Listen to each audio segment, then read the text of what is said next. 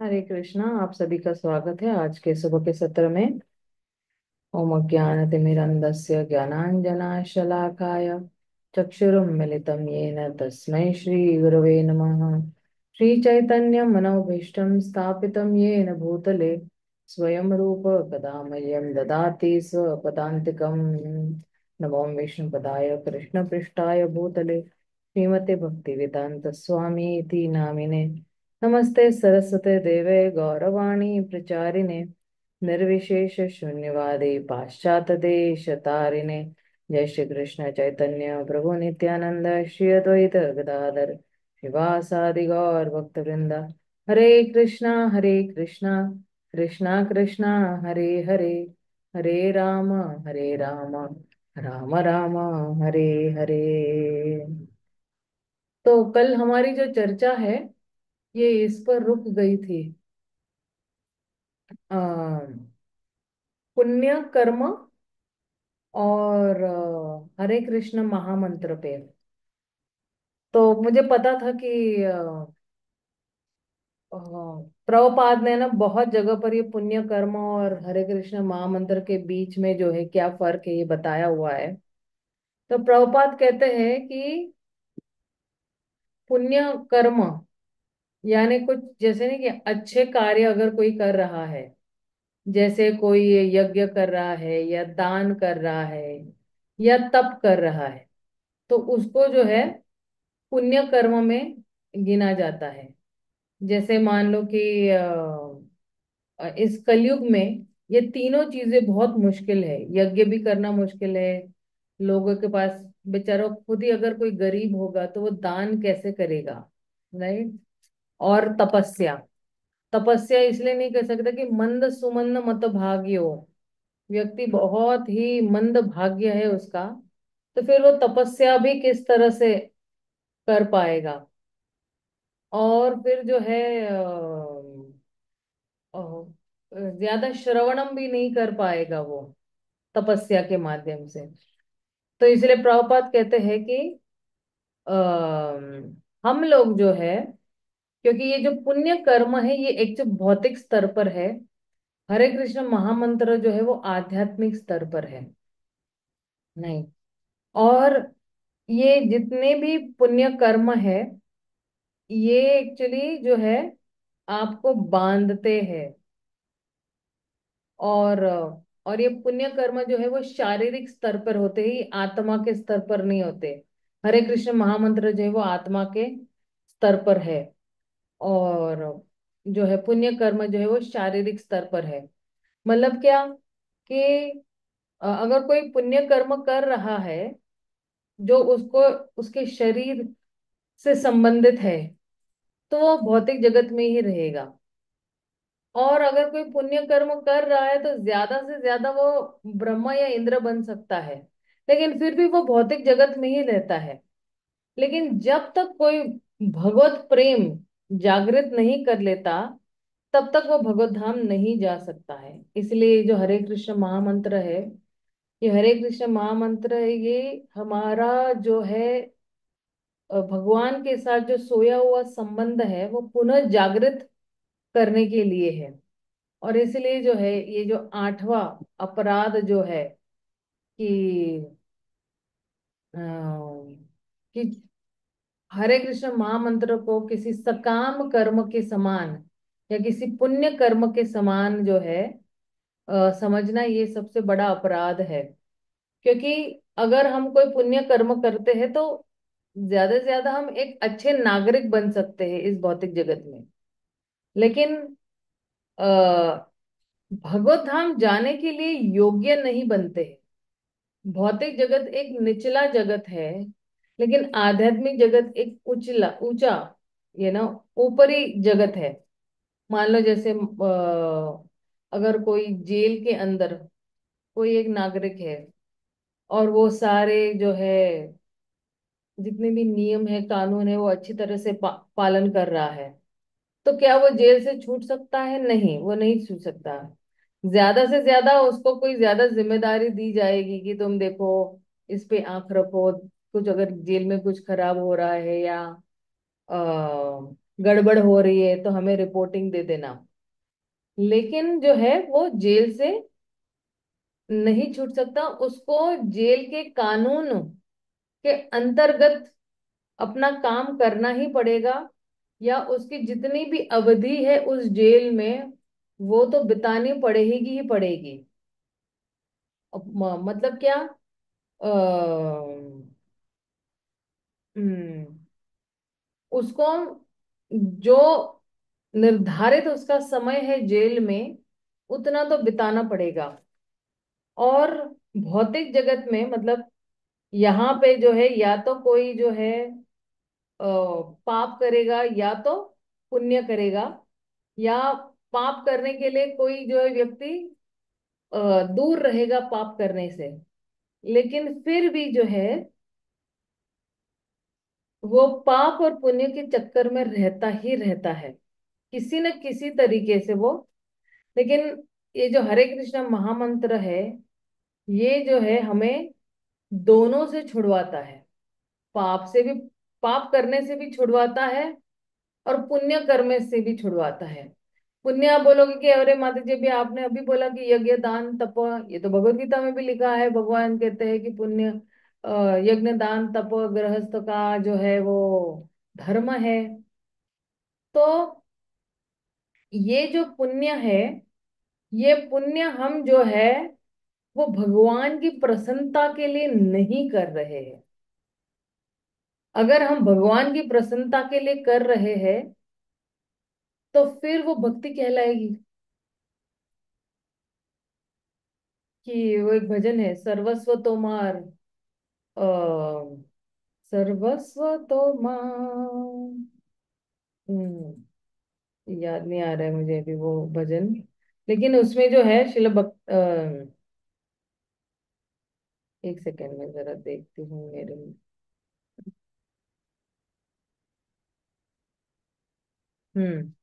भक्ति विनोद ठाकुर द्वारा एक्चुअली वो भजन है, सर्वस्व तो मां करने संपिया ओडियाची तोमार घरे, तुम्ही तो ठाकुर तोमार कुको बोलिया जानो हो मोरे। तो वहां पे जो है भक्ति विनोद ठाकुर कह रहे हैं कि मैंने सब कुछ आपको समर्पित कर दिया है, तो मैं आपके जो है घर के सामने में नतमस्तक होता हूँ। आप सर्वोच्च भगवान है, और कृपया मुझे अपने मुझे आप अपना जो है घरेलू कुत्ता समझिएगा, है ना। तो जब सब कुछ समर्पित हो जाता है व्यक्ति और पूर्णतः शरणागत हो जाता है, तभी वो व्यक्ति इस भौतिक जगत से निकल कर वो आध्यात्मिक जगत में जा सकता है। उसको कहते हैं शुद्ध भक्ति। शुद्ध भक्ति के माध्यम से ही हम भगवान कृष्ण का हृदय जीत सकते हैं, गुरु का हृदय जीत सकते हैं, वैष्णव का हृदय जीत सकते हैं और भगवत धाम जा सकते हैं। इसलिए पुण्य कर्म और ये हरे कृष्ण महामंत्र की तुलना ही नहीं की जा सकती है। तो हम्म हम लोग एक्चुअली यहाँ 80 वाले श्लोक से शुरू करने वाले थे, क्योंकि ये समझना बहुत जरूरी है। प्राय जो है हमारे आसपास भी लोग रह रहे हैं ना, वो लोग पुण्य कर्म ही कर रहे होते हैं, जो अभी तक भक्ति में नहीं जुड़े हुए हैं। तो मासूम है, उनको पता ही नहीं कि शुद्ध भक्ति क्या है, इससे भी ऊपर कुछ है। और फिर वो लोग जादू टोना टोटके, ये चढ़ाना वो चढ़ाना चलिया, ये सब चीजें करते रहते हैं। और अ, उनको जो है शुद्ध भक्ति से बेचारे अनजान है। तो उन लोगों को जो है पूरा ज्ञान देना हम भक्तों का कर्तव्य है, जिम्मेदारी है। कि जो है क्यों ये सब जो है हमारे एक्चुअली बहुत काम नहीं आने वाला है, फिर भी हम लोग अटके लटके भटके रहेंगे यहाँ पर। तो अब जो है ये वाले श्लोक से अ, हम लोग जो है हम्म। हरे कृष्ण नाम। हरे कृष्ण प्रभु जी। माता जी एक बात ये भी कर सकते हैं कि जो हरि नाम जो है वो स्वयं हरि ही है, मतलब एक तो भगवान ही है वो, क्योंकि भगवान का नाम और भगवान में कोई भिन्नता नहीं होती। Correct correct correct. कि इसलिए। भगवान में और भगवान के नाम में कोई अंतर नहीं है। जो हम्म। कोई भगवान का शुद्ध नाम लेता है, हाँ जी। उसको तुरंत ही भगवान का संग मिल जाता है। भगवान हम्म। जैसे गुण उसमें आ जाते हैं। और उसकी जो, आप तो देखिए ना कि यहाँ पे हम सब ये चैतन्य चरितामृत या भगवत गीता या भागवतम ये क्यों पढ़ रहे हैं? कि हमारी जो वृत्ति है वो सही नहीं है। हमारी हाँ जी। वृत्तियों को सही करने के लिए, हालांकि आप बोलो या मैं बोलो, हम फिर भी भौतिक जगत में ही है, राइट? तो मैं हाँ भी जी। यहाँ पे अपनी वृत्ति ठीक करने के लिए ही ये शास्त्रों का अध्ययन कर रही हूँ। हाँ जी। और इन सभी शास्त्रों में अभी जो ये चैतन्य चरितामृत है, ये केवल एक ही शास्त्र है जो व्रज भक्ति या व्रज प्रेम दे सकता है। हम्म। इसके हर एक श्लोक में व्रज भक्ति जो है वो कूट कूट के भरी हुई है। अब हाँ बोलोगे जी। माता जी इसमें क्या है व्रज भक्ति? लेकिन जो चीज आपको बता रही है कि व्रज भक्ति धीरे धीरे उस स्तर पर लेकर आ रही है कि व्रज भक्ति क्या है, माधुर्य रस क्या है। क्योंकि श्रील प्रभुपाद ने भी कहा था कि जब तक कोई 100 बार चैतन्य चरितामृत नहीं पढ़ लेता, उसे श्रीमद् भागवतम नहीं पढ़ना चाहिए। क्योंकि जो है, सिर्फ चैतन्य चरितामृत में ही जो है शुद्ध व्रज प्रेम के बारे में कहा गया है। और व्रज प्रेम क्या है? तो अगर किसी को ऊंचा स्वाद मिल गया है, तो निचला स्वाद जो है महाभारत है या कोई वेद है, उपनिषद है, पुराण है, उसके पास व्यक्ति क्यों जाएगा? हाँ जी। राइट? किसी को अगर रसगुल्ला ही मिल गया है, तो वो खिचड़ी क्यों खाएगा? राइट? उस तरह से। तो प्रभु आपका कहना बिल्कुल 100% सही है कि जो है, अब भगवान के नाम में और भगवान में कोई अंतर नहीं है। हम्म। तो आइए, अब 80 वाले श्लोक से हम लोग जो है आगे कूच करते हैं और देखते हैं कि किस तरह से जीव गोस्वामी जो है चैतन्य महाप्रभु के गुणगान करते हैं अपने भागवत संदर्भ में। क्योंकि षड संदर्भ है, 6 संदर्भ है जो श्री जीव गोस्वामी ने लिखे हुए, परमात्मा संदर्भ, तत्व संदर्भ, भक्ति संदर्भ, भागवत संदर्भ, भगवान संदर्भ, ये सारा कुछ लिखा हुआ है उन्होंने। तो उसमें से एक संदर्भ है वो भागवत संदर्भ है। तो क्या कह रहे? भागवत संदर्भ ग्रंथेर मंगलाचरणे श्लोके जीव गोसावी करियाछे न व्याख्याने। भगवत संदर्भ के मंगलाचरण में श्री जीव गोस्वामी ने इसका व्याख्या से निम्नलिखित श्लोक में दिया है। तो क्या है वो श्लोक? अंतः कृष्णं बहिर्गौरम दर्शितांगादि वैभव कलौ संकीर्तना आनंदाय स्मः कृष्ण चैतन्यम आश्रितः। मैं भगवान श्री कृष्ण चैतन्य महाप्रभु का आश्रय ग्रहण करता हूँ, जो बाहर से गौर वर्ण के है किंतु भीतर से स्वयं कृष्ण है। इस कलयुग में वे भगवान के पवित्र नाम का संकीर्तन करके अपने विस्तारों अर्थात अपने अंगों तथा उप अंगों का प्रदर्शन करते हैं। तो जब यहाँ पे ये शब्द आया हुआ है अंतः, इसका भी जो है कह रहे हैं श्री जीस गोस्वामी ने श्लोक क्रमांक 52 में अद्भुत श्रीमद् भागवत के श्लोक को अपने ग्रंथ भागवत संदर्भ या षड संदर्भ के मंगलाचरण के रूप में दिया है।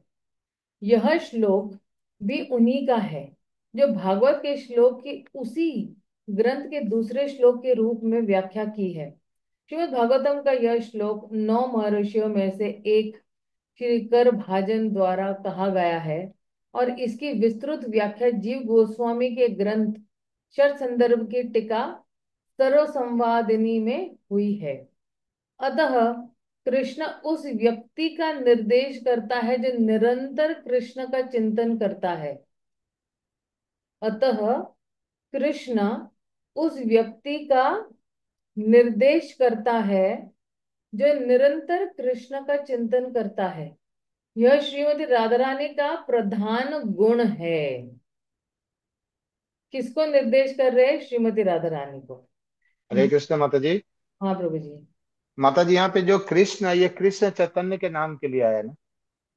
हाँ, अतः ये तो। कृष्ण उस व्यक्ति का निर्देश निरंतर कृष्ण का चिंतन कर रहा है जो हाँ जी। भगवान चैतन्य महाप्रभु निरंतर किसका चिंतन कर रहे हैं? कृष्ण कृष्ण का का ही चिंतन कर रहे हैं। लेकिन चैतन्य महाप्रभु भी कौन है? राधा रानी जो है और जो है कृष्ण का ही मेल है। भगवान आए हुए हैं किसके मतलब बोले ना भाव में, श्रीमती राधा रानी के भाव में आए हुए हैं। और कह रहे हैं कि बहुत सारे जो है, यद्यपि अनेक भक्त सदैव कृष्ण का चिंतन करते हैं किंतु वे गोपियों के से आगे नहीं जा सकते हैं। गोपियों का जो चिंतन है कृष्ण पर वो सर्वोच्च है। गोपियों में श्रीमती राधा रानी कृष्ण का चिंतन करने वालों में सर्व प्रमुख है। श्रीमती राधा रानी की कृष्ण चेतना अन्य सारे भक्तों की चेतना से बढ़कर है। श्री चैतन्य महाप्रभु ने कृष्ण को समझने के लिए श्रीमती राधा रानी का स्थान ग्रहण किया। अतएव वे सदैव राधा रानी के ही समान सदैव कृष्ण का चिंतन करते रहे। भगवान कृष्ण के चिंतन द्वारा वे सदैव कृष्ण को आवृत किए हैं। आवृत यानी ढके हुए हैं। फिर आगे क्या कह रहे? श्री कृष्ण चैतन्य जो ऊपर से गौर वर्ण के थे और जिनका रंग पिघले सोने जैसा था, उन्होंने अपने नित्य पार्षदों, ऐश्वर्यों, अंशों तथा अवतारों को एक साथ प्रकट किया। उन्होंने हरे कृष्ण कीर्तन की विधि का प्रचार किया और जो उनके चरण कमलों का आश्रय लेते हैं वे धन्य है। उप पुराणों सुनी श्री कृष्ण वचन, कृपा करी व्यास प्रति करी याचे न कथन। तो आगे कह रहे हैं कि उप पुराण में हम श्री कृष्ण को व्यास देव पर यह कहकर अपनी कृपा प्रदर्शित करते सुनते हैं। उप पुराणों में तो क्या कह रहे हैं श्री व्यास देव? अहम एव क्वचित अहम एव क्वचित ब्राह्मण संन्यास आश्रमम् आश्रित हरि भक्तिम ग्रहायामि कलो पाप हतान नरान। हे विद्वान ब्राह्मण, कभी कभी मैं कलयुग के पतित लोगों को भगवत भक्ति के लिए प्रेरित करने हेतु संन्यास आश्रम ग्रहण करता हूँ। अभी संन्यास आश्रम हमें भी पता है कि सबसे चार आश्रमों में से सर्वोच्च आश्रम जो है वह संन्यास आश्रम है। और अगर चैतन्य महाप्रभु अगर संन्यास आश्रम नहीं लेते तो लोग उनको जो है वो दंडवत प्रणाम नहीं करते। अगर दंडवत प्रणाम नहीं करते तो उनको मान सम्मान नहीं देते। क्योंकि भगवत गीता में भगवान कहते हैं ना, मन मना भाव मत भक्तो मध्या जीवन नमस्करू। तो भगवान को नमस्कार करने मात्र से ही उनके बहुत सारे पाप जो है वो कट जाते। इसलिए चैतन्य महाप्रभु ने संन्यास लिया कि उसी बहाने लोग मुझे दंडवत करेंगे और उन्हें जो है तुरंत ही कृष्ण प्रेम की प्राप्ति होगी। दंडवत प्रणाम करना यानी अहंकार को बिल्कुल नीचे रख कर जो है कि आप महान हो और मैं महान नहीं हूं इसलिए मैं आपको दंडवत कर रहा हूं। मैं अपने आप को आपसे निचले स्तर पर मान रहा हूं इसलिए मैं आपको दंडवत प्रणाम कर रहा हूं। तो कहने का मतलब यही है कि जो है चैतन्य महाप्रभु ने संन्यास आश्रम, क्योंकि उन दिनों में बंगाल में जो है लोग सन्यासियों का बहुत मानते थे। और वहां पे मायावादी सन्यासी भी काफी थे। मायावादी सन्यासी, निराकारवादी सन्यासी, ब्रह्मवादी, बहुत सारे सन्यासी ऐसे घूम रहे थे, और लोग उनको जो है दंडवत प्रणाम कर रहे थे। तो चैतन्य महाप्रभु को लगा, अगर मैं संन्यास ले लूंगा तो मुझे भी लोग दंडवत प्रणाम करेंगे, और जो है उनका भला ही होगा, वो पवित्र हो जाएंगे मुझे दंडवत प्रणाम करके। और इसलिए जो है चैतन्य महाप्रभु ने फिर संन्यास लिया। फिर आगे क्या कह रहे हैं, अब आप देखिए, ये यहाँ वाले श्लोक से जो है दो प्रकार के लोग के बारे में वर्णन कर रहे हैं श्री कृष्णराज कविराज गोस्वामी। एक तो है जो मानते हैं, और एक है जो नहीं मानते हैं।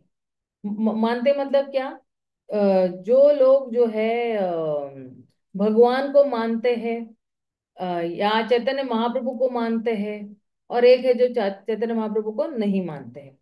तो कुछ भी है, हम लोग जो है वो गुरु साधु शास्त्र के हिसाब से हम लोग जो है वो प्रमाण सिद्ध करते हैं।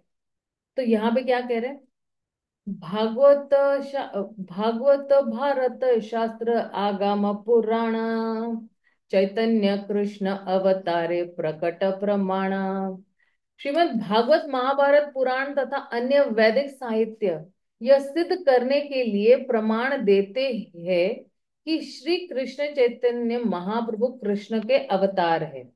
कौन कौन दे रहे, श्रीमद् भागवतम, महाभारत और पुराण, और दूसरे भी वैदिक ग्रंथ जो है ये क्या कर रहे हैं, ये प्रमाण दे रहे हैं कि श्री कृष्ण चैतन्य कौन है, स्वयं कृष्ण के अवतार है। और लेकिन हम ये कह रहे हैं कि स्वयं कृष्ण ही है। ठीक है, प्रभुपाद भी कहते हैं स्वयं कृष्ण है। फिर आगे क्या कह रहे हैं, प्रत्यक्ष देख नाना प्रकट प्रभाव अलौकिक कर्म अलौकिक अनुभव। तो प्रत्यक्ष प्रमाण है हमारे पास।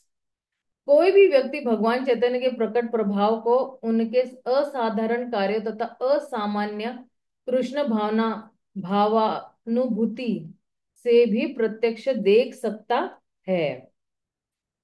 तो उन्होंने जितने भी कार्य किए हैं उससे तुरंत ही देख सकता है ना। हम्म। देखी या न देखे व्रत अभक्तेर गण अलुके न देखे ये न सूर किरण। तो फिर जो है जितने भी किंतु श्रद्धा विहीन अभक्त लोग स्पष्ट दिखाई देने वाली वस्तु को भी नहीं देखते, जिस तरह उल्लू सूर्य की किरणों को नहीं देख सकता है। ये बहुत ही गहरा स्टेटमेंट है। क्या कह रहे हैं, जिसके पास श्रद्धा नहीं है वो भगवान को नहीं देख सकता है। दिखाई देने मतलब साक्षात भगवान हमारे सामने समक्ष आ भी जाएंगे तो भी हम भगवान को नहीं देख पाएंगे कि परम भगवान पुरुषोत्तम भगवान श्री कृष्ण मेरे सामने खड़े हैं। जैसे दुर्योधन को नहीं दिखाई दिए थे भगवान, सामने खड़े होते हुए भी वो भगवान को उस भरी सभा में विराट रूप जब बताया था तो वो पहचान ही नहीं पाए कि ये भगवान है। तो जिस तरह से उल्लू सूर्य की किरणों को नहीं देख सकता, तो हमारे जीवन में भी ये बहुत ही सीखने लायक है कि मेरे पास कितनी श्रद्धा है भगवान के लिए, और मैं ये जो श्रद्धा है मैं किस तरह से इस श्रद्धा को और विकसित कर सकूं। जैसे कल हमारा ना भक्ति वेदांता का क्लास हो रहा था, क्योंकि अभी हम लोग 10वें स्कंद के आखिरी 2-3 अध्यायों पर है। तो प्रभु जी हमें बता रहे थे कि जिस व्यक्ति के पास श्रद्धा नहीं है उसके पास शरणागति भी नहीं है। अगर उसके पास जो श्रद्धा है तो उसकी शरणागति 100% हो जाएगी। तो जिस जिस मात्रा में मेरे पास श्रद्धा आ रही है उसी उसी मात्रा में मैं भगवान के प्रति शरणागत हो जाऊंगा। और श्रद्धा भी जो है उसके भी अलग अलग स्तर है, जैसे कोमल श्रद्धा है, या निष्ठा है, या अगाध श्रद्धा है, या तीव्र श्रद्धा है।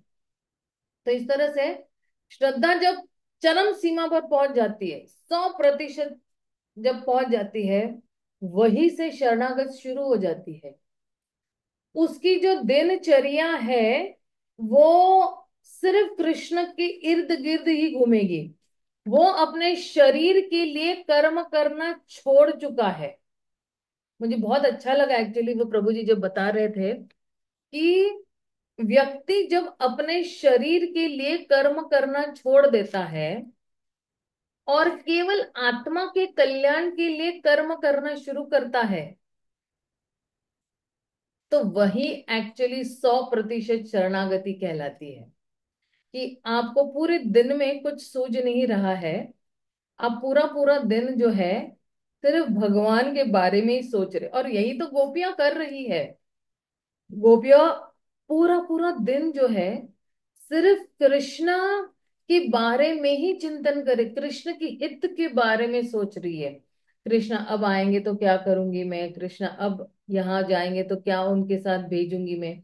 आप देखना कभी आपने कोई वो एक लिटिल कृष्ण कार्टून है ना, उसमें भी आपने देखा होगा कि हर गोपी कुछ ना कुछ ला रही, कोई सौंदेश ला रही, कोई समोसा ला रही, कोई रसगुल्ला ला रही है, कोई गुलाब जामुन ला रही है। और कृष्ण जब जा रहे हैं, है ना, एक्चुअली आप देखो ये जो पिकनिक का कॉन्सेप्ट जो है ना, जैसे हम, मुझे याद है हम बचपन में जब जाते थे तो हमारे घर के सामने एक बहुत बड़ा टीला था, मतलब पहाड़ जैसा था। और हम लोग और घर के सामने मतलब क्या, सोसाइटी से बाहर निकलो, रोड क्रॉस करो और एक बहुत बड़ा पहाड़ था। और वो पहाड़ के ऊपर चढ़ के फिर वो जैसे टेबल लैंड जैसा, है ना, था। तो हम लोग वहां पे पिकनिक मनाने जाते थे, तो कोई लेके आते था कुछ भेल जैसा, या कोई ऐसे कुछ समोसे बना के लेके आते थे, कोई ऐसे मुरमुरे या कुछ चुरमुरे ऐसे कुछ बना के लेके आते थे। ये पिकनिक का कॉन्सेप्ट जो है वो वहीं से शुरू हुआ है, भगवान से ही शुरू हुआ है। भगवान के लिए हर रोज जो है दिन था वो पिकनिक ही था। गैया चराने जाना एक अपना बहाना था, लेकिन रोज ग्वाल बालों के साथ या गोपियों के साथ जो प्रेम भरा आदान प्रदान करना है वही मेन उद्देश्य है। और दिन में गोपियों के पास विरह होता था, और रात में ग्वाल बालों के पास विरह होता था कि कब दूसरा दिन आएगा और हम कृष्ण के साथ गैया चराने जाएंगे और निर्दोष मस्ती करेंगे कृष्ण के साथ। तो दोनों पार्टियों को आधा आधा करके संतुष्ट करते थे कृष्ण। और गोपियां भी रात भर सो नहीं पाती थी कि अरे कल अभी सुबह जो है मैं क्या बनाऊंगी, कृष्ण को क्या अच्छा लगेगा, कल शायद कृष्ण को ये नहीं अच्छा लगा। तो अपनी जितनी भी सेवाएं है उसमें वृद्धि करने की कोशिश करती थी। कल जो कमी रह गई है वो आज जो है वो कमी नहीं रहनी चाहिए, आज जो कमी रह गई वो कल नहीं रहनी चाहिए। इस तरह से, किस तरह से बहुत परफेक्ट तरीके से अगर सेवा करनी है तो ये गोपियां, ग्वाल बाल, इनसे ही एक्चुअली बहुत सीखने लायक है। और चैतन्य चरितामृत यही व्रज प्रेम देने आया है। यही व्रज प्रेम जो है ये चैतन्य चरितामृत हमें देने आया है। हमारे एक भक्त है, अभी उनकी ना एक्चुअली अकाल मृत्यु हो गई, बहुत बहुत ही छोटे उम्र के थे वो प्रभु जी बेचारे, 34 साल या 32 साल के ऐसे ही होंगे। तो उन्होंने चैतन्य चरितामृत 36 बार पढ़ी थी, 36 बार। और हालांकि उनकी दीक्षा नहीं हुई थी, लेकिन आप चाहो तो मंदिर के अंदर जितने भी जो है विग्रह के संपर्क में जितनी भी सेवाएं है वो बाहर बाहर से बहुत अच्छी तरह सामान लाना ले जाना, साफ सफाई करना मंदिर में, मतलब ये था कि पूर्ण तरह डेडिकेटेड। और जिस दिन उनकी मृत्यु हुई तो भी वो सेवा करके ही आए थे। उस दिन फेस्टिवल था, नित्यानंद त्रयोदशी थी। और उन्होंने जबरदस्त इतना मतलब सेवा किया था उस दिन, इतना सेवा किया था, तो मेरे ख्याल से थक गए थे तो वो कान में, उनको कीर्तन से बहुत प्रेम था, तो कान में कीर्तन लगाकर वो जो है वो विश्राम करने के लिए चले गए। तो नींद में ही जो है वो चले गए, कोई कष्ट नहीं। नहीं तो आए दिन लोग एक्सीडेंट में चले जाते हैं और कोमा में 2 2 3 3 साल में रहते हैं, और फिर भी उनका सूक्ष्म शरीर पड़ा रहता है जड़, और जो है मृत्यु नहीं मिलती है उनको। ये व्यक्ति जो है वो अपनी नींद में ही चले गए नित्यानंद त्रयोदशी के रात वाले दिन पे ही। 36 बार कोई अगर चैतन्य चरितामृत पढ़ रहा है, मतलब क्या कहने।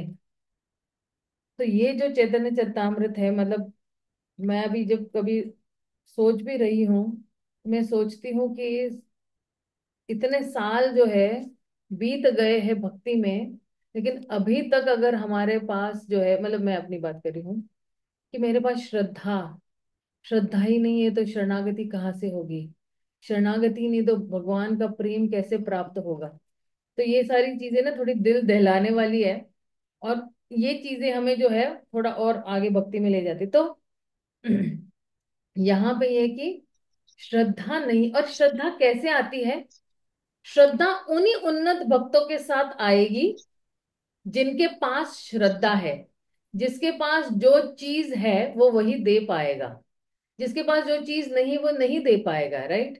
कि मेरे पास श्रद्धा नहीं तो मैं आपको क्या, मेरे पास अगर मान लो अगर मैं आपको कहूंगी कि मुझे बीएमडब्ल्यू दो, आप कहोगे माता जी मेरे पास बीएमडब्ल्यू कार नहीं है, मैं आपको कैसे दे सकता हूँ। तो जिसके पास जो चीज होगी वो वही देगा।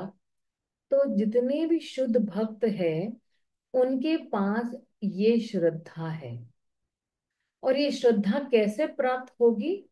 तद विधि प्रणिपातेन परिप्रश्नेन सेवया उपदेक्षिते ध्यानम ज्ञानिना तत्वदर्शिना। ये श्रद्धा उन उनके साथ उनका संग करके, उनकी सेवा करके, उनसे प्रश्न पूछ के, उनसे जिज्ञासा करके ये श्रद्धा जो है ये जागृत हो सकती है। फिर आगे क्या कह रहे हैं। त्वाशील रूप चरिते परम प्रकृष्टे सत्वेन सत्वकतया प्रल प्रबलैश्च शास्त्रे प्रख्यात देव परमार्थ विदां मतैश्च नैवासुर प्राकृतय प्रभवन्ति बोधम। हे प्रभु, जो लोग आसुरी वृत्ति से प्रभावित है वे आपकी अनुभूति नहीं कर सकते।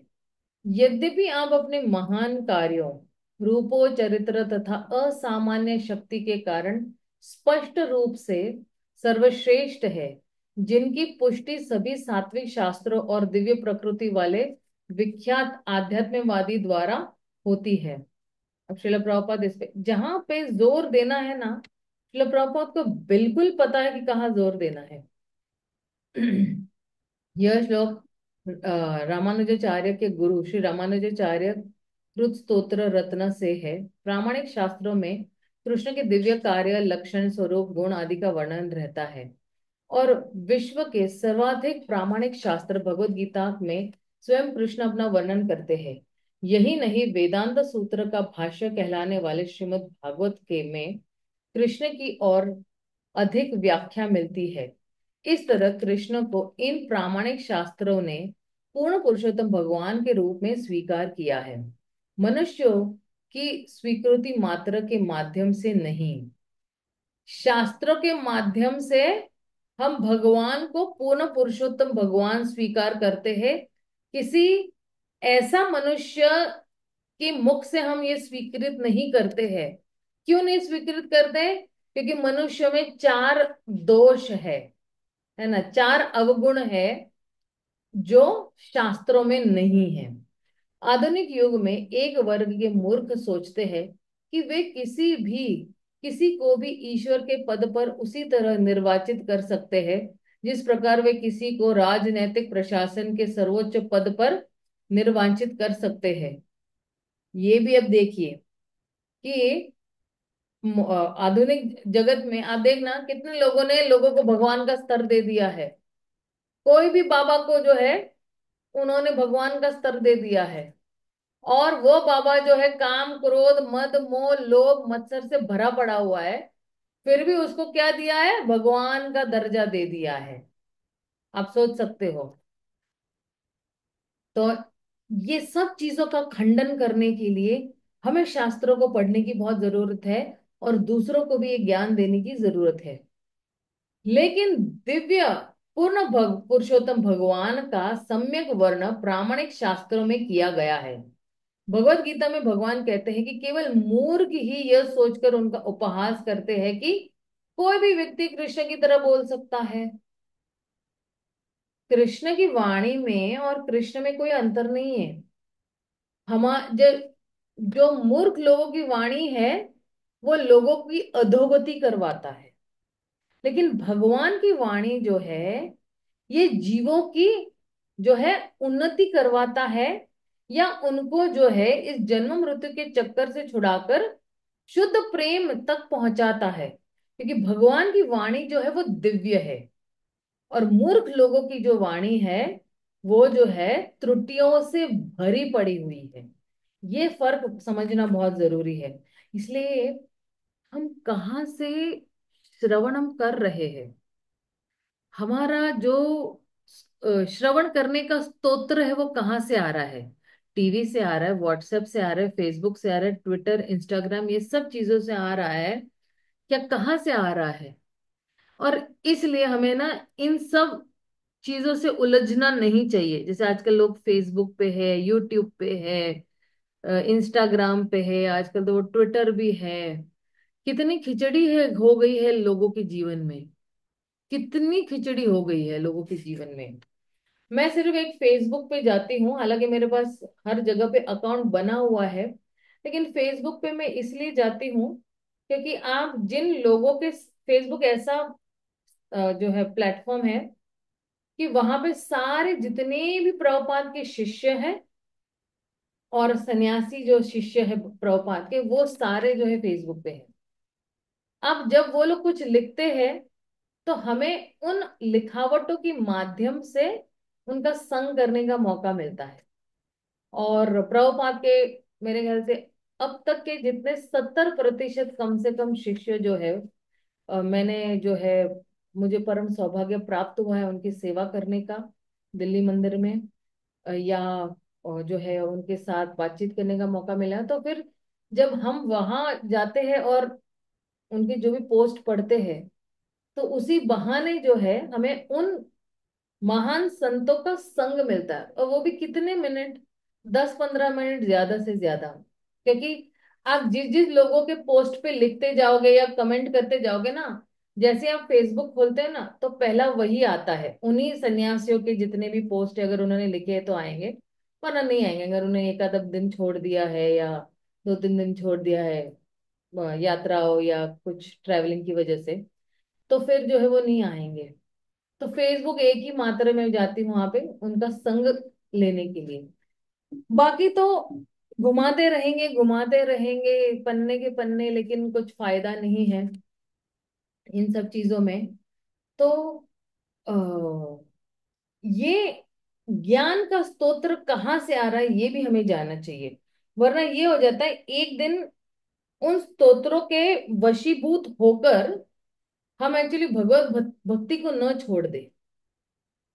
कभी कभी ऐसा भी हुआ है कि वो वाला जो भौतिक ज्ञान है बड़ा आकर्षित लगता है, बिल्कुल मोहिनी मूर्ति की तरह लगता है हमें वो भौतिक ज्ञान। और ये जो आध्यात्मिक ज्ञान है ये जो है हमें फीका लगता है, हमें खिचड़ी लगती है। लेकिन ये जो आध्यात्मिक ज्ञान है ये हर जगह से, हर श्लोक, हर एक श्लोक में सिर्फ रस ही भरा पड़ा हुआ है। ठीक है, तो आगे क्या कह रहे हैं इस तात्पर्य में। ऐतिहासिक संदर्भों के अनुसार भी कृष्ण के कार्यकलापों अतीव असाधारण है। कृष्ण ने पुष्टि की है मैं ईश्वर हूँ, और उन्होंने तदनुसार कार्य भी किया है। मायावादी सोचते हैं कि हर व्यक्ति ईश्वर होने का दावा कर सकता है, किंतु यह उनका भ्रम है, क्योंकि कृष्ण के अतिरिक्त दूसरा कोई भी ऐसा असाधारण कार्य नहीं कर सकता। जब वे अपनी माता के गोद में शिशु थे तब उन्होंने पूतना राक्षसी का वध किया था। ये मायावादी कौन है पता है, ये एक्चुअली मायावादी जो है वो कृष्ण अपराधी है।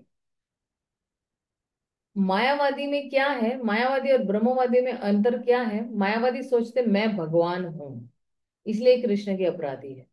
ब्रह्मवादी फिर भी सोचते कि ब्रह्म में लीन हो जाना है। ब्रह्मवादी ये नहीं सोचते कि हम भगवान है।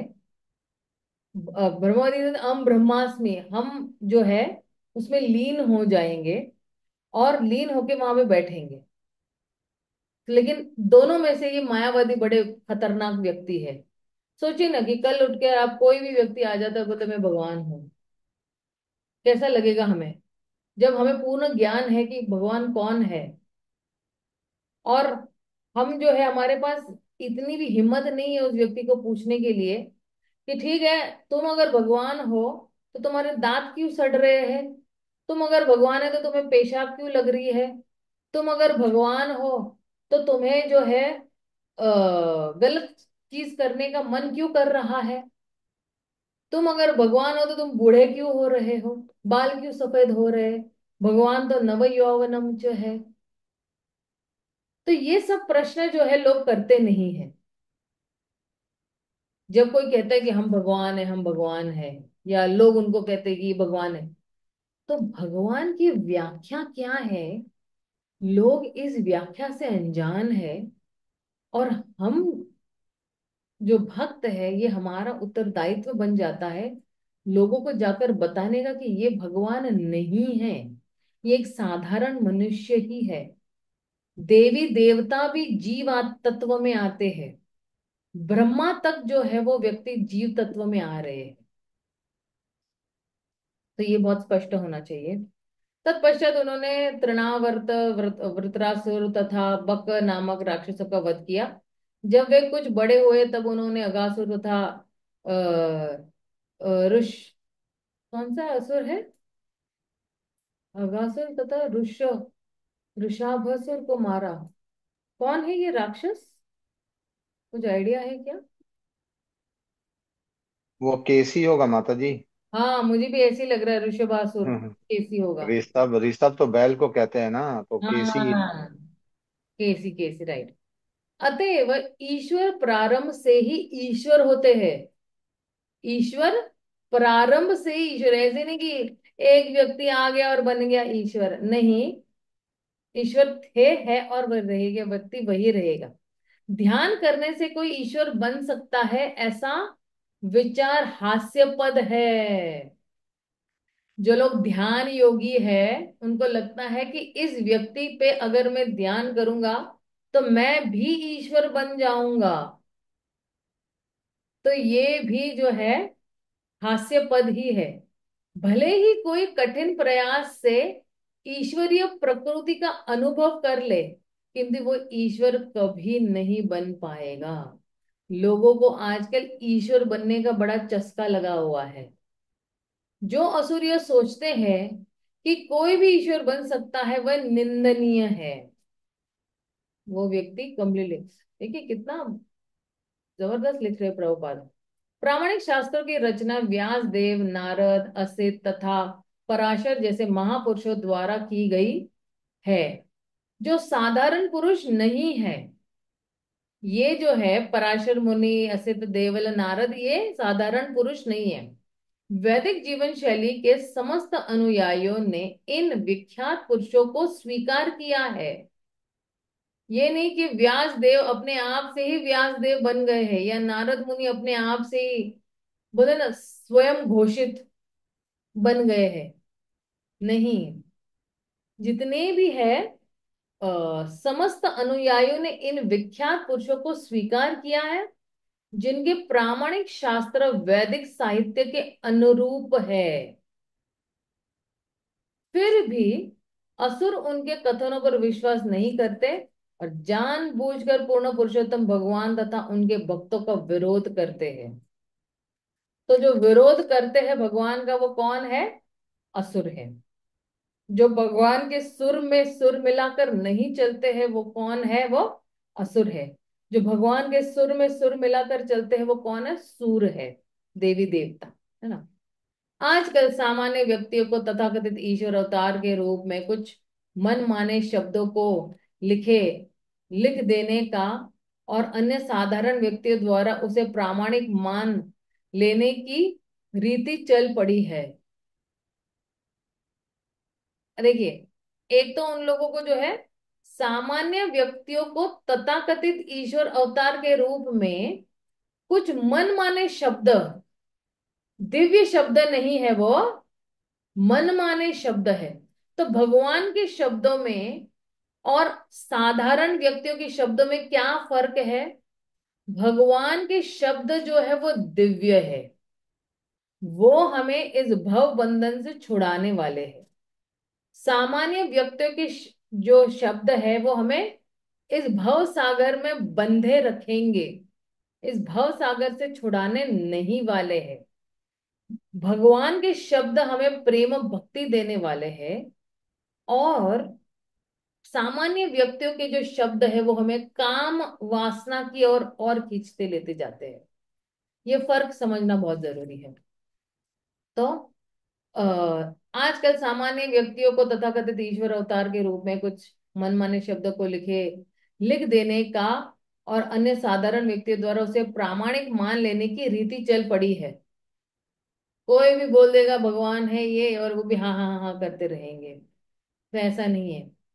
इस असुरी मनोवृत्ति की भर्त्सना भगवत गीता के 7वें अध्याय में की, जहां कहा गया है कि जो दुष्ट तथा अधम है, जो मूर्ख तथा गधे है, वे अपनी आसुरी प्रकृति के कारण पूर्ण पुरुषोत्तम परमेश्वर को स्वीकार नहीं कर सकते हैं। उनकी तुलना उल्लुओं से की गई है, जो सूर्य के प्रकाश में अपनी आंखें नहीं खोल सकते हैं। चूंकि वे सूर्य प्रकाश को नहीं सह सकते, अतएव वह अपने आप को सूर्य से छिपाते फिरते हैं और कभी उसका दर्शन नहीं करते हैं। ये ना, प्रभुपाद है ना, थोड़ा ड्यूअल मीनिंग में, मतलब दो मीनिंग में भी रहते हैं। कि अब देखिए, ये आसुरी प्रकृति प्रकृति के व्यक्ति जो है वो, उसकी तुलना किससे की गई है? उल्लू से की गई है। उल्लू यानी बेवकूफ व्यक्ति। अब ये बेवकूफ व्यक्ति क्या करता है? भगवान की भगवत्ता को स्वीकार नहीं करता है। और जब ये भगवान की भगवत्ता को स्वीकार नहीं कर रहा है, तो फिर जो है वो क्या कर रहा है? जब भगवान उसके सामने आते हैं तो वो आंखें खोल ही नहीं पा रहा है, वो दर्शन ही नहीं कर पा रहा है भगवान का। उनके जो गुण है, नाम है, रूप है, लीला, उसका जो है वो क्या नहीं कर पा रहा है? उनकी सराहना नहीं कर पा रहा है, या उनको अप्रिशिएट नहीं कर पा रहा है, या उनको समझ नहीं पा रहा है। क्योंकि वे सूर्य प्रकाश को नहीं सह सकते, यानी भगवान की महानता को, कि ये व्यक्ति कैसे महान हो सकता है, ईर्ष्या है ना, उनकी महानता को सह नहीं सकता है, अतएव वे अपने आप को सूर्य से छिपाते फिरते। इसलिए ये लोग जो है भगवान के दर्शन करने कभी मंदिरों में नहीं जाते हैं, ये कभी भगवान की जो है गुणगान नहीं करते हैं, ये कभी भगवान का प्रचार नहीं करते हैं, और जो है उनका दर्शन भी नहीं करते हैं। उन्हें विश्वास ही नहीं होता कि ऐसा कोई प्रकाश भी है, कोई भगवान विग्रह भी है, और जो है भगवान स्वयं एक व्यक्ति है, वो भी ये नहीं जान पाते हैं। ये जो है नमाम दुष्कृत मूढ़ा नराधमा, ये नरों में अधम व्यक्ति है ये लोग। तो इसलिए जो है आ, श्री कृष्णानंद कविराज गोस्वामी कह रहे हैं कि जो ऐसे व्यक्ति जो है, इनके पास जो है आसुरी सिद्धांत है। ये सारे जितना भी अभी एक पूरा तात्पर्य बताया, ये सारे असुरी सिद्धांत है इन असुरी नराधमों का। तो इनसे हमें जो है बचना है। अपना लुकाईते कृष्ण नाना यतन करे, तथापि ताहार भक्त जानय ताहारे। कहते हैं कि लेकिन शुद्ध भक्त आपको जान सकते हैं। भगवान श्री कृष्ण अपने आप को छिपाने का प्रयत्न अनेक प्रकार से करते हैं, फिर भी उनके भक्त उन्हें यथार्थ रूप में जान ही लेते हैं। कितने भी भेष बदल के आएंगे, गोपियां कृष्ण को पकड़ ही लेती है। कभी इस रूप में आएंगे, कभी उस रूप में आएंगे, या इस धरातल पर भी जब भगवान आते हैं, तभी उनके भक्त उनको बिल्कुल जो है वो पहचान लेते हैं, और जो है उनको जो है जान लेते हैं कि ये भगवान है। क्योंकि जब भगवान आते हैं तो कुछ चिन्ह होते हैं, कि उनकी भुजाएं लंबी है, उनकी हाइट इतनी है ना, और शास्त्रों में ऑलरेडी इनका उल्लेख किया गया है कि कलयुग में भगवान यहाँ आने वाले हैं, द्वापर में यहाँ, सतयुग में यहाँ, इस समय में इनके गर्भ में आने वाले हैं। तो इस तरह से जो है ये शास्त्रों में प्रमाणित जो चीज है, भगवान के जो भक्त है वो जान लेते हैं। फिर आगे क्या कह रहे हैं?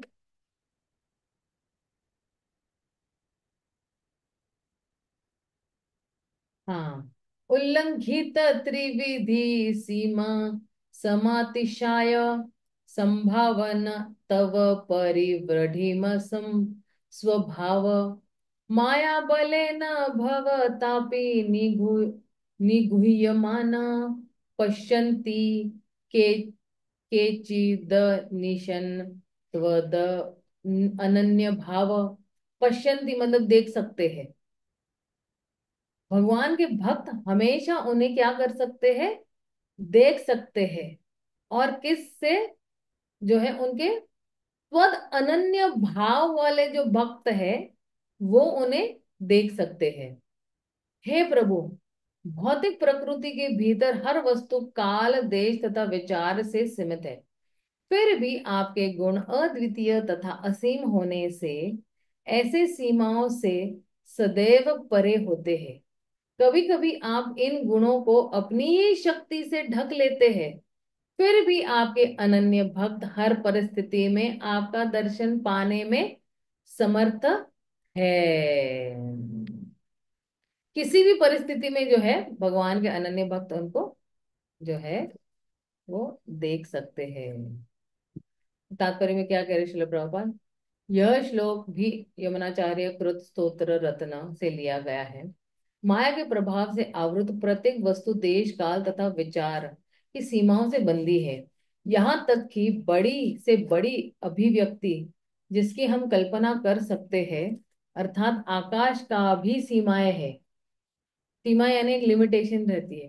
किंतु प्रामाणिक शास्त्रों से यह स्पष्ट है कि आकाश से परे भी 7 आवरण है, और इनमें से हर एक अपने पूर्ववर्ती आवरण से 10 गुना अधिक मोटा होता है। हम लोग ने ये देखा हुआ है, राइट? जब हम लोग ने स्टार्टिंग में जो है भगवान के बारे में समझने की कोशिश की थी, तो आवरण की ये परतें विस्तृत है, किंतु आकाश सीमित है। चाहे आवरण हो या नहीं, स्थान तथा काल विषयक हमारी चिंतन शक्ति भी सीमित है।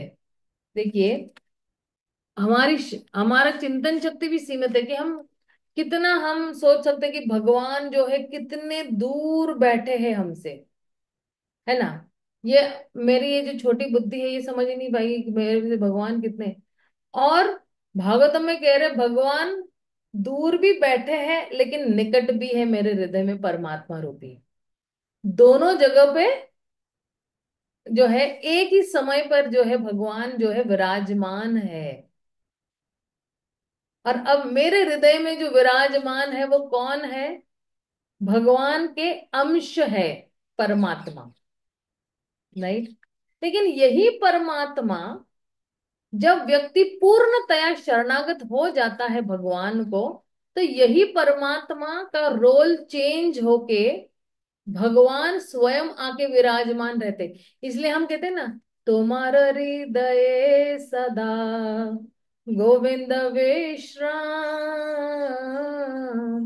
गोविंद का है नाम मोरा वैष्णव प्राण। अब शुद्ध भक्तों के हृदय में भगवान स्वयं विराजमान है।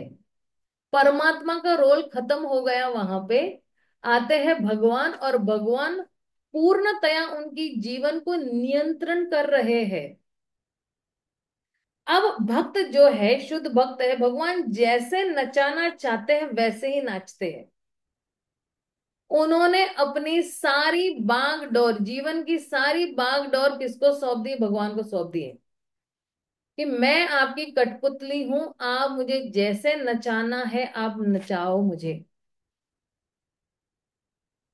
तो इसलिए कहते हैं यहाँ पे कि काल शाश्वत है, और हम करोड़ों तथा अरबों वर्षों की कल्पना कर सकते हैं, किंतु वह भी काल के विस्तार का अपर्याप्त अनुमान होगा। क्यों काल? क्योंकि कोई कहते हैं ना कि भगवान अनंत काल से जो है, जो विराजमान है गोलोक वृंदावन में। अब कितनी कल्पना कर सकती हूँ मेरी छोटी बुद्धि से मैं, कि भगवान कितने साल पहले आए होंगे या कैसे आए होंगे, किस तरह से उनका जन्म हुआ। भगवान तो अजन्म है, उनसे पहले कौन था भी या नहीं था, उनके बाद अगर कोई होगा या नहीं होगा। ये चीजें जो है ना, ये मेरी छोटी बुद्धि नहीं समझ सकती है। लेकिन इन सब से जो है परे भी एक चीज है, वो अभी मैं बताऊंगी थोड़ी देर में। इन सब से परे एक चीज है, जो है वो है भगवान की भक्ति। और अ, अतएव हमारी अपूर्ण इंद्रियां न तो पूर्ण पुरुषोत्तम भगवान की महानता के विषय में सोच सकती है, न ही हम उन्हें काल या अपनी चिंतन शक्ति की सीमाओं में बांध सकते हैं। तदनुसार उनकी स्थिति उल्लंघित शब्द से वर्णित की जाती है। वे देश काल तथा विचार से परे है। यद्यपि वे उन सबके भीतर प्रतीत होते हैं, किंतु भगवान उनसे परे है, रहते हैं। जहां भगवान का दिव्य अस्तित्व देश काल तथा विचार से छिप जाता है, वही भगवान के शुद्ध भक्त उन्हें देश काल तथा विचार से परे उनके साकार रूप में देख सकते हैं। और जो है भगवान को उनके साकार रूप में देख सकते हैं कि यही भगवान है। भगवान स्वयं मेरे सामने खड़े हैं, बांसुरी बजा रहे हैं, उस बांसुरी पर मेरा नाम लिखा हुआ है। लेकिन बांसुरी बजा बजा कर मुझे पुकार रहे हैं कि कृष्ण रूपा आ जाओ, लौट जाओ मेरे पास। लेकिन मैं ही कर्मों के फल खाने में इतनी व्यस्त हूं कि भगवान के होठों पर मेरा नाम है, लेकिन मैं एक्चुअली सुन नहीं पा रही हूँ। यही मेरा दुर्भाग्य है। दूसरे शब्दों में, यद्यपि भगवान सामान्य व्यक्तियों की आंखों से नहीं दिखते, किंतु जो लोग अपनी दिव्य भक्ति के कारण इन आवरणों से परे हैं, वे उन्हें देख सकते हैं। अब देखिए, भगवान को देखने के लिए भगवान स्वयं अपनी दिव्य चक्षु देते हैं। दिव्य चक्षु देखना, जैसे अर्जुन को भी दिव्य चक्षु दिए थे ना विराट रूप देखने के लिए, राइट? उसी तरह भगवान के जो अनन्य भक्त है, भगवान को हर जगह देखते हैं। पंडिता समदर्शिना, हर जगह जो है वो, हर कण कण में वो किसको देख रहे हैं? वो भगवान को ही देख रहे हैं। और ये आवरण है। आवरण मतलब क्या? कवरिंग है। ये ढका हुआ है मेरे पास जो है, तीन गुणों का आवरण है, काम क्रोध मद मोह लोभ मत्सर, मेरा स्वार्थ है, या मेरा सूक्ष्म शरीर है, या मेरी मन बुद्धि अहंकार है। सब चीजों से ढका हुआ है। लेकिन जब भगवान जो है, जब किसी भक्त पर विशेष कृपा जब बरसाते हैं, ये सारे आवरण एक सेकंड के अंदर जो है वो हट जाते हैं। और वो भक्त जो है वो भगवान को आमने सामने अपने जो है समक्ष खड़े हुए दिखते हैं, या कण कण में जो है वो भगवान को देख रहे हैं। ये जो दिव्य दिव्य आंखें है या दिव्य दृष्टि जो है, ये भगवान ही अपने अनन्य भक्तों को देते हैं। ये भगवान ही अपने अनन्य भक्तों को देते हैं। क्योंकि ये अनन्य क्यों कहा गया है? अनन्य इसलिए कहा गया है कि उनको भगवान से कोई भी भौतिक चीज नहीं चाहिए। उनको केवल भगवान को प्रसन्न करना है सेवा के माध्यम से। इसलिए ये भगवान के अनन्य भक्त है। और भगवान का झुकाव जो है अपने अनन्य भक्तों पर जो है थोड़ा ज्यादा ही होता है। बाकी सब भक्तों पे है, लेकिन अनन्य भक्तों पे विशेष। जैसे आपके घर में जो है, पिता का विशेष झुकाव शायद आप पर है, या आपके बड़े भाई पे है, या छोटे भाई पे है। क्यों? क्योंकि जो भी पिता कहते हैं वो हाँ जी, हाँ जी, हाँ जी, हाँ जी करते रहते। तो क्यों नहीं झुका होगा? तो ये अनन्य भक्त जो है ये हाँ जी करने वाले लोग हैं। ये हाँ जी करने वाले भक्त है। और जो जैसा भगवान ने कहा है वो वैसा ही करते हैं। जैसे गुरु ने कहा है वो वैसा ही करते हैं। जैसे कल मेरे गुरु बहन आई हुई है अभी पूना में। तो 1 घंटे का उन्होंने प्रवचन दिया किताब वितरण पे। उस 1 घंटे में 400 बार, मिनिमम 400 बार उसने गुरु महाराज का नाम लिया। गुरु गुरु गुरु गुरु गुरु। पूरी उनकी चेतना जो है वो गुरु में ही है। और क्योंकि उनकी जो पूरी चेतना श्री गुरु में है, आज पूरे विश्व में वो प्रचार कर रही है, पूरे विश्व में। और कैसे कर रही है? भारत में बैठ के पूरे विश्व में प्रचार कर रही है। ऑनलाइन पे लोगों को इतना जोड़ के रखा हुआ है कि ऑनलाइन प्रचार करते करते लोगों ने गुरु महाराज से दीक्षा भी ले लिया है। महाराज जब विदेश दौरा करते थे तब उन भक्तों से मिलते थे। वो भक्त कहते थे कि जो है हमने इन माता जी की वजह से जो है हम जुड़ गए हैं। उनकी वजह से हमें जो है हमारे घर में जो है ऑल्टर वॉल्टर सब स्थापित हो गया है। तो जिस व्यक्ति के पास गुरु और कृष्ण में अथाग जो है विश्वास है, उस व्यक्ति के पास भगवान के सारे अच्छे गुण भी आ जाते हैं। और वही व्यक्ति के पास भगवान जो है वो दिव्य दृष्टि दे देते हैं, जिसके माध्यम से जो है आ, वो भक्त जो है भगवान को देख सकते हैं। अब आगे प्रभुपाद क्या कह रहे हैं? सूर्य बादल से आच्छादित हुआ मालूम पड़ सकता है, किंतु वास्तव में ये तो बादल के नीचे खड़े तुच्छ मानव की आंखें हैं जो आच्छादित है, न कि सूर्य। यदि यही तुच्छ मानव हवाई जहाज से बादल के ऊपर जाए तो वो सूर्य तथा धूप को बिना अवरोध देख सकता है। इसी प्रकार यद्यपि माया का आवरण प्रबल होता है, किंतु भगवत गीता में क्या है? देवी ही येषा गुणमयी मम माया दुरातेया मामेव प्रपद्यन्ते मायामेतां तरन्ति ते। मेरी यह दैवी शक्ति जो भौतिक प्रकृति के 3 गुणों से बनी है, उसे जीत पाना अत्यंत कठिन है। कौन कह रहे? भगवान कह रहे।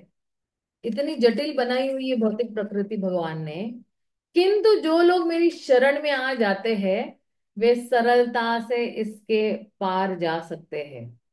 भ्रामक शक्ति माया के प्रभाव को पार कर पाना अत्यंत कठिन है, किंतु जो लोग भगवान के चरण कमलों को पकड़ने के लिए दृढ़ संकल्प है वे माया की पकड़ से मुक्त हो जाता है। अरे ये स्टेटमेंट आप देखो, गोल्डन स्टेटमेंट है हमारे लिए। मान लो कि मैंने अगर एक चीज को पकड़ी है तो मैं दूसरी चीज कैसे पकड़ूंगी? ना दोनों हाथ से। दोनों हाथ से तो एक ही चीज में पकड़ पाऊंगी, तो दूसरी चीज तो मैं पकड़ ही नहीं पाऊंगी। तो मैंने अगर भगवान के श्री चरणों को बिल्कुल कस के पकड़ा हुआ है या दृढ़ संकल्प से पकड़ा हुआ कि बस अब जियो या मरो मुझे भगवान का भक्त बनना है, भगवान का अनन्य भक्त बनना है, भगवान की सेवा करनी है। और अगर मैंने भगवान के श्री चरणों को पकड़ना, सी श्री चरणों को पकड़ना मतलब ही भगवान के आदेशों पर चलने के बराबर है। हम कहते हैं ना शरण लेना, शरण लेना मतलब ही गुरु की शरण लेना। गुरु की शरण लेना मतलब क्या? गुरु के आदेशों का पालन करना। तो जब यहाँ पे मैंने भगवान के श्री चरणों को कस के पकड़ा हुआ है तो माया जो है, मैं माया मुझे पकड़ नहीं पाएगी, या मैं माया को पकड़ने के लिए इच्छुक भी नहीं रहूंगा या रहूंगी, है ना? वे माया की पकड़ से मुक्त हो जाते हैं। जो झपटिया माया करती है, माया जब झपटती है वो नहीं होगा, क्योंकि माया को भी पता है कि आपके पास एक स्वामी है। आप अनाथ नहीं है, आप सनाथ है। तो दृढ़ता से अगर मैंने जो है भगवान के श्री चरणों को पकड़ा हुआ है, कि भगवान के श्री चरणों को पकड़ना मतलब हम कहते हैं ना कि पकड़ना मतलब ये सूक्ष्म रूप से भी जो है कि भगवान के आदेशों का पालन करना। भगवत गीता में जो कुछ भी भगवान ने लिखा है वो ये सारे भगवान के आदेश है। ये भगवान के इंस्ट्रक्शंस है कि मनुष्य ने ऐसे ऐसे करना है। भगवान ये अपेक्षा कर रहे हैं कि हम जो उनके बच्चे हैं, मनुष्य या जीवात्माएं, हम इसी तरह से चलेंगे तो हम उनके पास आएंगे।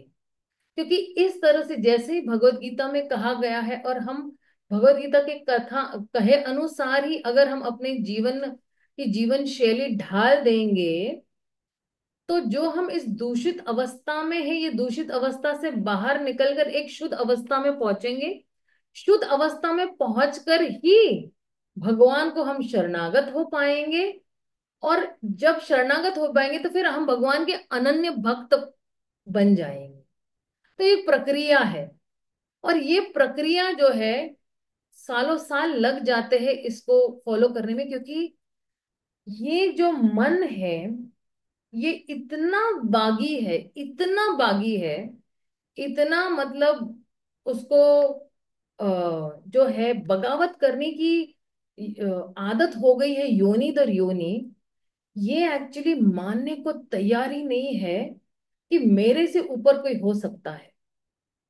अब इसी बगावत को खत्म करने के लिए जब हम भगवान के निर्देश अनुसार कार्य करते हैं, तो हमारी ये बगावत करने की वृत्ति जो है वो खत्म हो जाती है।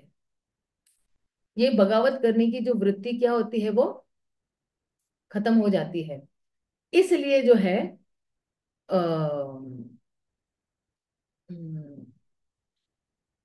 एक सेकेंड ना, सॉरी मेरा जरा ध्यान भटक गया।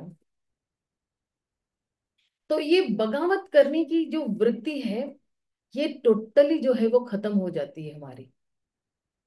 और फिर जो है हम, तो देखो मन निर्मल नहीं है इसलिए बगावत हो रहा है। लेकिन जैसे ही गुरु और कृष्ण के आदेशों का पालन करना शुरू करेंगे, हमारा मन जो है वो निर्मल हो जाएगा। निर्मल मन मतलब क्या, कि जो कुछ भी मेरे हित के लिए है वो मैं ग्रहण करना शुरू करती हूँ, और जो हित के लिए नहीं है उसको मैं त्याग देती हूँ। और जैसे जैसे मैं स्वीकार कर रही हूँ भगवान के निर्देशों को, वैसा वैसा मेरा मन निर्मल होते जा रहा है। जैसा जैसा मेरा मन निर्मल होते जा रहा है, तो मेरी शरणागति की जो आ, मेरी शरणागति और बढ़ती जा रही, मतलब उसकी मात्रा जो है वो बढ़ती जा रही। जिस जिस मात्रा में मैं जो है भगवान के निर्देशों का पालन कर रही हूँ, आदेशों का पालन कर रही हूँ, उसी उसी मात्रा में मेरी शरणागति भी बढ़ती जा रही है। और इसलिए जो है माया कभी मुझे पकड़ नहीं पाएगी। वो दौड़ती रहेगी मेरे इर्द गिर्द, और हार कर जो है तंग आकर किसी और के पास चली जाएगी, कोई नया ग्राहक ढूंढेगी वो, इस तरह से। इसलिए शुद्ध भक्त पूर्ण पुरुषोत्तम भगवान को समझ सकते हैं, किंतु असुर गण अपने दुष्ट स्वभाव के कारण अनेक शास्त्रों एवं ईश्वर के असामान्य कार्यकलाप को देखते हुए भी नहीं समझ सकते हैं। अब हमारे लिए भी यहाँ इस लाइन में भी एक सीख है।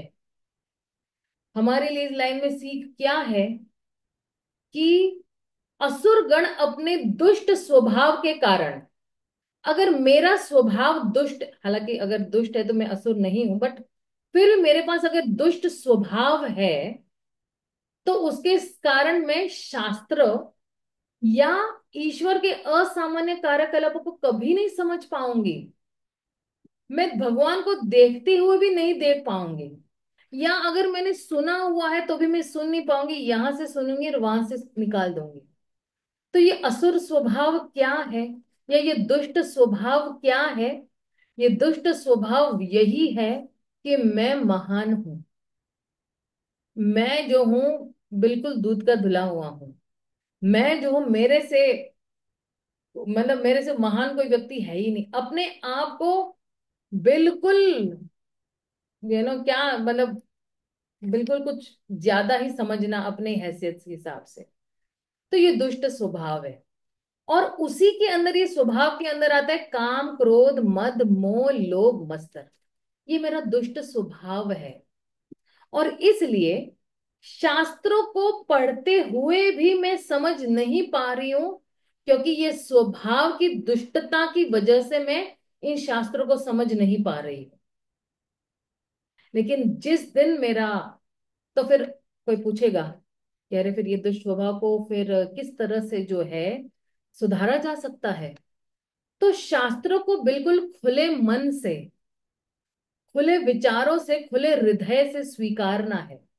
भगवान को पूरी दो बाह्य फैलाकर जो है वो स्वीकारना है कि आप ही परम भगवान पुरुषोत्तम है। मैं आपके दासों का दासों का दासों का दास हूं। मैं सबसे निचला दास हूं। निचली श्रेणी का व्यक्ति हूं मैं। अपने आप को दीनहीन भाव से जब हम भगवान को प्रस्तुत करेंगे, तब जाके इन शास्त्रों के मर्म को या इनके जितने भी सार को हम समझ पाएंगे। वरना अहंकार के वश इन शास्त्रों को समझना, दंभ के कारण, अनर्थों के कारण इन शास्त्रों को समझना बहुत ही मुश्किल हो जाएगा।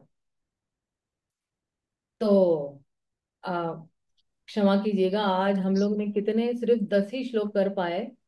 लेकिन बहुत जरूरी था समझना। हालांकि मैंने एक्चुअली, मेरी जो है ये नोट्स में ये मेरे कुछ भी नहीं था जो मैंने अभी कहा, ये ऐसे ही गुरु की कृपा से निकल गया है। लेकिन एक आखिरी श्लोक लेकर हम लोग जो है यहाँ पे विराम देते हैं। असुर स्वभावे कृष्ण कभू नहीं जाने, लुकाई ते नारे कृष्ण भक्त जन स्थाने। तो क्या कह रहे हैं, तात्पर्य बड़ा नहीं है, छोटा ही है। जो असुरी स्वभाव के हैं वे कभी कृष्ण को नहीं जान सकते, किंतु कृष्ण अपने शुद्ध भक्तों से अपने आप को छिपा नहीं पाते हैं। कृष्ण जो है बिल्कुल जो है छिपा नहीं पाते हैं। तो जो लोग रावण तथा हिरण्यकशिपु की तरह आसुरी स्वभाव बना लेते हैं, वे ईश्वर की सत्ता को ललकारने के कारण कभी भी भगवान को नहीं जान सकते।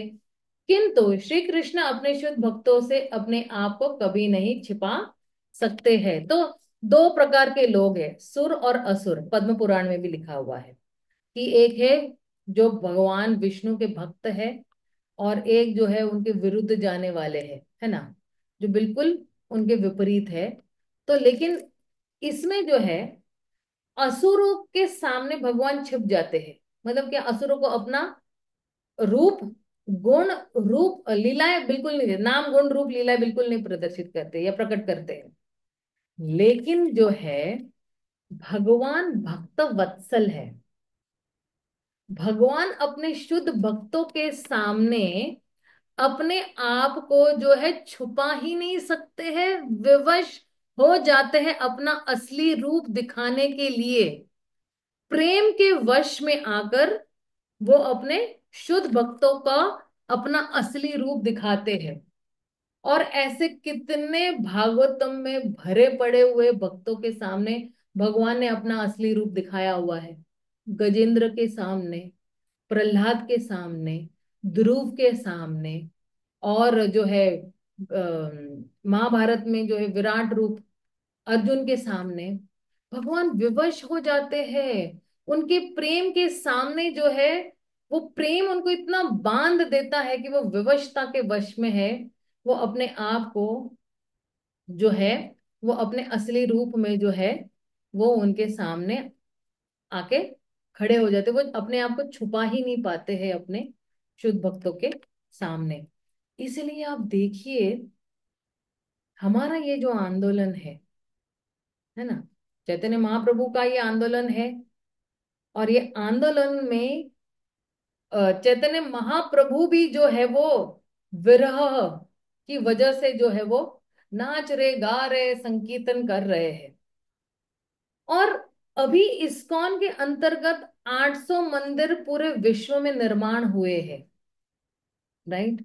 और एक एक मंदिर में भगवान की प्राण प्रतिष्ठा हुई है। और जब ये प्राण प्रतिष्ठा हुई है, तो ये शुद्ध भक्त जो है वो भगवान को आमंत्रण देते, आह्वान करते हैं कि आइए और विराजमान होइए इस मूर्ति में। जब भगवान उस मूर्ति में विराजमान होते तो उसको कहते हैं अर्चह। और अर्च के माध्यम से भगवान हमें एक मौका देते हैं उनकी सेवा करने की। अब मेरे में वो योग्यता नहीं कि मैं भगवान को आह्वान करूंगी और कहूंगी आइए विराजमान, लेकिन शुद्ध भक्त की याचना से या रिक्वेस्ट से या नम्र विनंती से भगवान आते हैं और विराजमान हो जाते हैं। और क्योंकि शुद्ध भक्त जो है वो बिल्कुल प्यार से, जैसे हम किसी को प्यार से पुकारेंगे तो फटाफट दौड़ता आ जाएगा ना, जैसे हमारा छोटा बच्चा भी अले ले ले ले ले आजा आजा आजा तुरंत आ जाता है। गुस्सा करेंगे तो नहीं आएगा, भाग जाएगा। तो भगवान के जो शुद्ध भक्त है उनको इतना प्रेम से बुलाते कि भगवान विवश हो जाते कि नहीं मुझे भी आना ही है। तुमने मेरे लिए जो किया है मैं ऋणी हूं, और मैं ऋण नहीं चुका पाऊंगा आपका। तो गोपियों का भी बोल दो ना, मैं गोपियों को ऋण नहीं चुका पा रहा हूं मैं।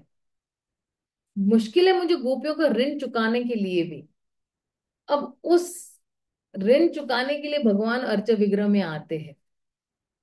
और शुद्ध भक्तों का भी यही है कि ये सारे बद्ध जीव जो है, दया भावना है, ये सारे बद्ध जीव जो है ये बेचारे जन्म मृत्यु के चक्कर में फंसे हुए हैं। इनको किस तरह से छुड़ाया जाए। तो जो है विग्रह के रूप में भगवान आते हैं। और एक तो मतलब मेरे मेरे कहने का मतलब यही था कि भगवान अपने शुद्ध भक्तों से छुप नहीं सकते हैं। भगवान जो है आ,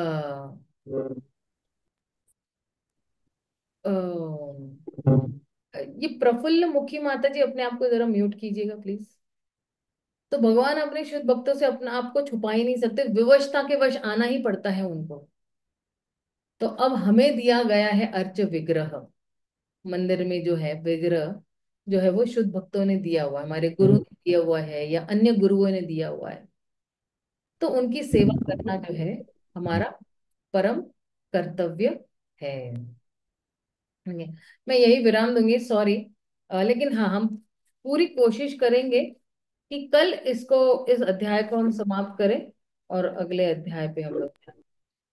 किसी का अगर कोई प्रश्न है तो आप पूछ सकते हो। हरे कृष्ण माता जी।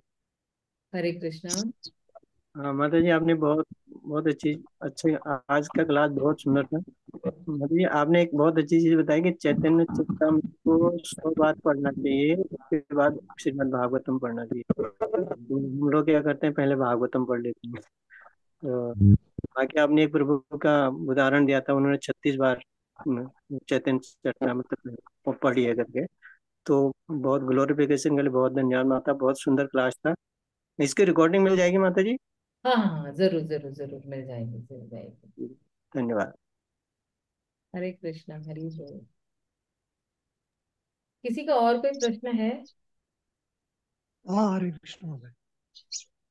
माता जी, जो हम मंदिर में जो विग्रह रखते हैं इनकी प्राण प्रतिष्ठा की जाती है, हम्म। लेकिन जिसकी प्राण प्रतिष्ठा हुई नहीं और ऐसे विग्रह रखे गए हैं, तो उनकी आराधना करने से हम वही प्रभु जी आपकी आवाज कट रही है, बिल्कुल भी कुछ सुनाई नहीं दे रहा है। कहीं तो भी रेंज में आना पड़ेगा आपको। मंदिर में या वीडियो ऑफ जब कीजिएगा, हाँ, विग्रह, वीडियो ऑफ कीजिएगा और फिर बोलेगा तो शायद हाँ, रेंज आ मंदिर में जो विग्रह रखते हैं उनकी जाए। प्राण प्रतिष्ठा की जाती है, लेकिन जिनकी प्राण प्रतिष्ठा की नहीं, ऐसे विग्रह है, उनकी आराधना करने से हम वही फल प्राप्त कर सकते हैं क्या? नहीं कर सकते क्योंकि भगवान का आह्वान ही नहीं हुआ है ना, प्राण प्रतिष्ठा ही नहीं हुई है। तो वो सिर्फ हाँ, जैसे पंच धातु की तरह ही है, पंचभूत की तरह ही है। हाँ, तो अब जिन विग्रहों की प्राण प्रतिष्ठा नहीं हुए, प्रयास कर सकते हैं उनकी प्राण प्रतिष्ठा करवाए और फिर सेवा करे, लेकिन उसके लिए गुरु की अनुमति की जरूरत होती है। जैसे कई लोग हैं ना ऐसी यस मैम, अपना मन माने ढंग से लड्डू गोपाल लेके आते हैं, राइट, लेकिन लड्डू गोपाल की हाँ, प्राण प्रतिष्ठा नहीं हुई है। और हमारे हमारे जो गौड़ीय वैष्णव में है वो एक्चुअली लड्डू गोपाल की प्रथा नहीं है, हमारे इसमें गौर निताई की प्रथा है कि गौर निताई पतित पावन है। मैं पतित हूं और मुझे पावन करने के लिए गौर निताई आए हुए पतित पावन। राइट। कई लोग आंदोलन में आने के बाद भी जो है ये लड्डू गोपाल लेते हैं, फिर सेवा करते हैं, नहीं करते हैं। लेकिन गौर निताई की आराधना करना क्यों जरूरी है? क्योंकि गौर निताई पतित पावन है, और क्योंकि मैं पतित हूं, मुझे पावन होना है, इसलिए मैं गौर निताई की सेवा करूंगी। और उनका भी मूड क्या है? भक्त, मतलब ना भक्त का ही मूड है ना। इसलिए फिर जो है गौड़ीय वैष्णव की जो आराध्य देव है वो गौर निताई ही है ना।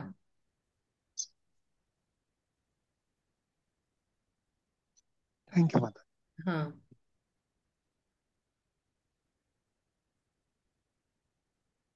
किसी का और कोई प्रश्न है?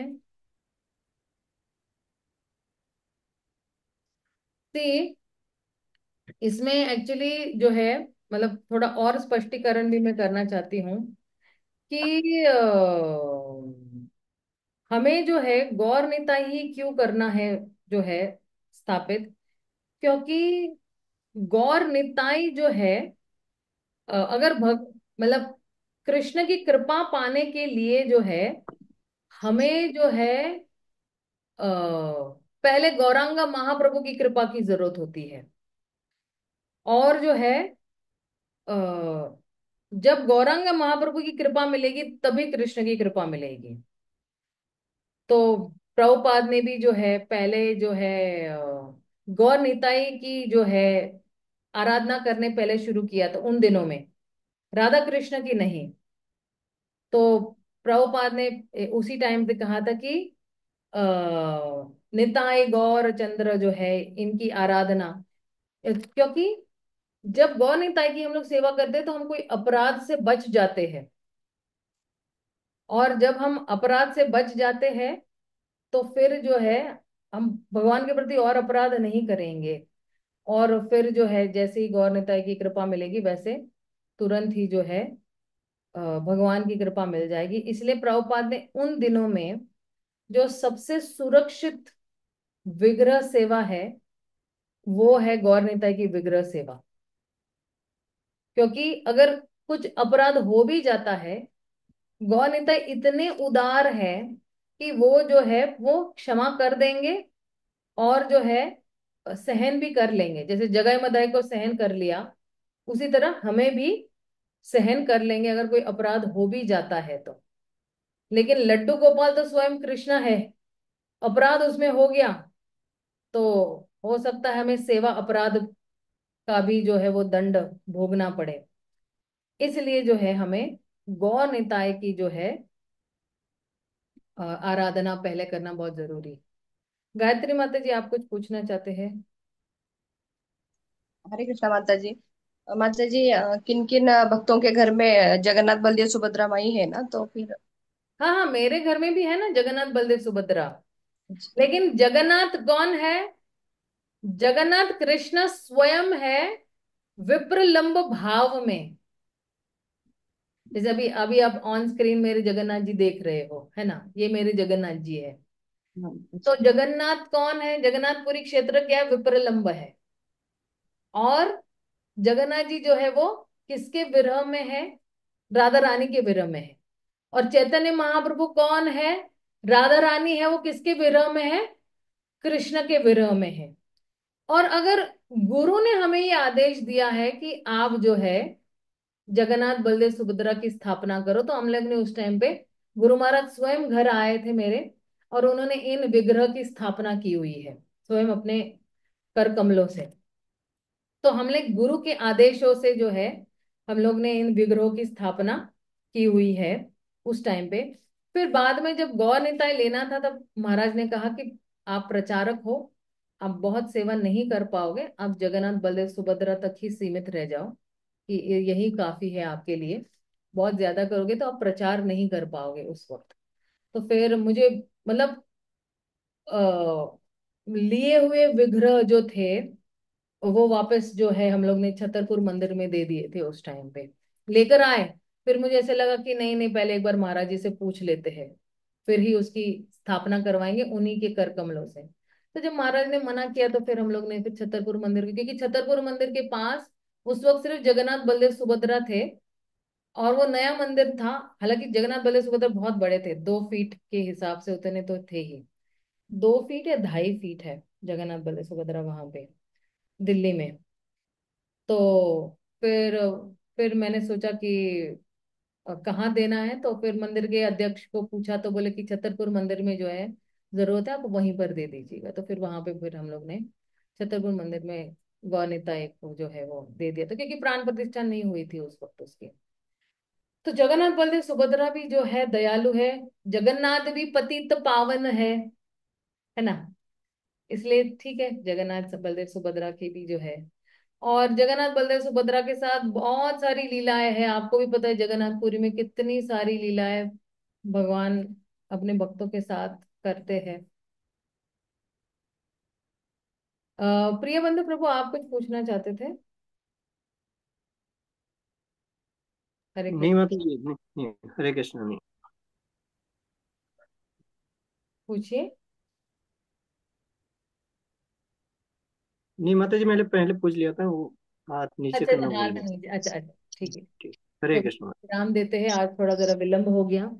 श्रील प्रभुपाद की जय, गौर भक्त वृंद की जय, श्रील कृष्णदास कविराज गोस्वामी की जय, श्री चैतन्य चरितामृत की जय। हरे कृष्णा हरि बोल। हरे कृष्ण।